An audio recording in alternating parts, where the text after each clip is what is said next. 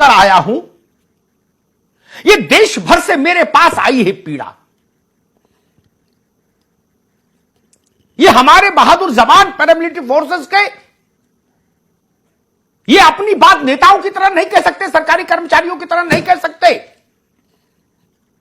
इसलिए मुझे लगा कि मुझे इनका वकील बनना चाहिए हुकूमत हिंदुस्तान के सामने। CRPF, BSF, ITBP, SSB, CISF, Assam rifles, लाखों लाख जवान हैं इनमें, लाखों लाख जवान। काम की प्रकृति एक सी, जोखिम एक सा, जीवन का मोल एक सा। एक मां के दो बेटे, एक सेना में एक बीएसएफ में। शहादत के बाद पार्थिव शरीर किसी का आए, मां का आंसू बराबर, उस आंसू का मोल बराबर। फिर अंतर क्यों रहेगा? ये भी भारत माता की हिफाजत में उतने ही तत्पर हैं जितनी हमारी बहादुर सेना। इसलिए मुझे लगा ये मुद्दा मुझे ही उठाना पड़ेगा और कहीं उठेगा नहीं। कुछ बुनियादी बातें मैंने छाटी। मैंने पैरामिलिट्री फोर्सेस के कम से कम 20 रिटायर्ड अधिकारियों से बात की होगी, खुद समझा मसले को। 1 रैंक 1 पेंशन सेना में लागू हुआ, हमने स्वागत किया। वही सिद्धांत यहां लागू क्यों नहीं हो? लागू होना चाहिए। 1 रैंक 1 पेंशन। सेना अपने जवानों के परिजनों के हितों का पूरा ख्याल रखती है, उनके बच्चों के लालन पालन शिक्षण दीक्षण का ख्याल रखती है। अस्पताल है, होता है स्वास्थ्य के लिए। इनके साथ क्यों नहीं होगा? क्यों नहीं होना चाहिए? यह बुनियादी सवाल है। कभी इस पर चिंतन नहीं हुआ।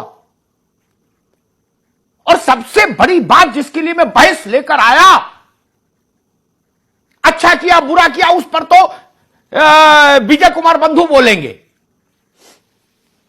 लेकिन प्रभु ये क्या हो गया? जो जान हथेली पर रखकर भारत माता के आंचल की हिफाजत करते हैं, उनको भी नई पेंशन स्कीम में डाल दिया 2004 से। यानी मरो जियो ठंडन गोपाल। हमने जैसे भारतीय सैन्य सेवाओं को उस तथाकथित नई पेंशन स्कीम से अलहदा रखा, इनको क्यों नहीं रखा? कि जैसे मोहम्मद की लश्कर तैयबा की गोली इनकी छाती नहीं भेजती? क्या बम गोला इन पर नहीं चलता? क्या ये जान नहीं देते? ताज होटल पर जब हमला हुआ था तो एनएसजी के लोग नहीं गए थे क्या? उन्होंने जीवन नहीं बचाया था? आपने नई पेंशन स्कीम में डाल दिया।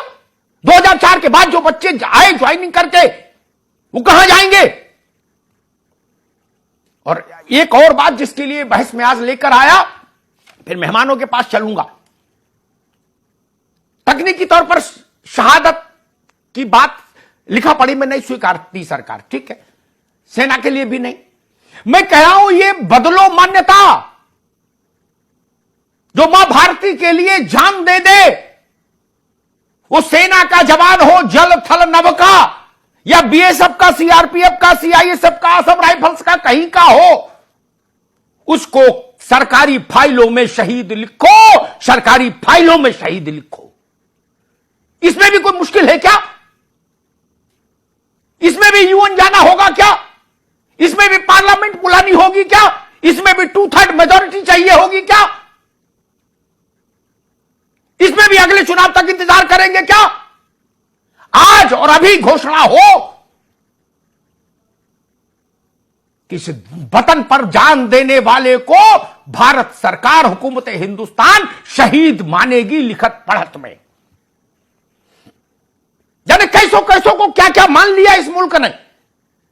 ये हमारे बच्चे जो गांव देहात के जान दे रहे हैं सरहद पर, इनको शहीद मानने में संकोच है क्या?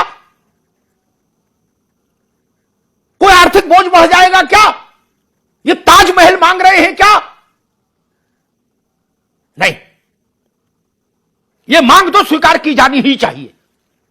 जो भी तकनीकी दिक्कतें हैं उनको दूर करिए। मैं सबसे पहले बड़े लोगों के पास जाऊं उससे पहले मैं एक ऐसे व्यक्ति के पास चलूंगा, चंद्रभूषण जी। हाथ कंगन को आरसी क्या, पढ़े लिखे को फारसी क्या। जिस व्यक्ति ने पैरामिलिट्री फोर्स में अपना जीवन दिया, कारगिल की लड़ाई में रहा, नेशनल सिक्योरिटी गार्ड में एनएसजी में रहा, पूरी निष्ठा से मां भारती की सेवा की, वो हमारे साथ जुड़े हैं अवधेश कुमार फौजी। उनसे समझ लें पीड़ा कहां है, और आज उसका निदान जब तक हामी ने भरा लूंगा तब तक जाने नहीं दूंगा। अवधेश जी, आप अगर मुझे सुन पा रहे हो तो संक्षेप में बताइए पैरामिलिट्री फोर्सेस के जवानों की पीड़ा क्या